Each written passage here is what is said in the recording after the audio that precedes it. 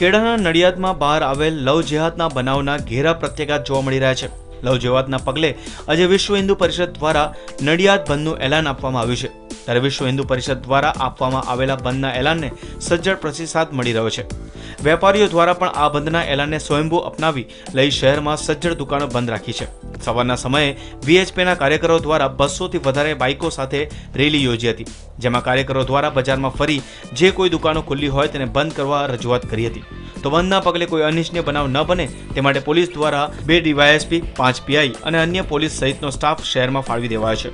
વીએચપીના કાર્યકરો જ્યારે શહેરની મોટી શાક માર્કેટમાં દુકાનો બંધ કરાવી રહ્યા હતા તે સમયે સૂત્રોચ્ચાર કરતા કાર્યકરો અને પોલીસ વચ્ચે થોડી ચકમક થઈ હતી, જેને પગલે થોડા સમય માટે વાતાવરણ તંગ બન્યું હતું। જોકે અન્ય કાર્યકરોએ વચ્ચે પડી મામલો સંભાળી લીધો હતો। નડિયાદની અંદર એક માસૂમ મેડા નામનો એક મોરેસલામ ગરાસિયા કે જે ઇંગ્લિશ અને દેશી દારૂનો ધંધો કરે છે, અસામાજિક તત્વ છે।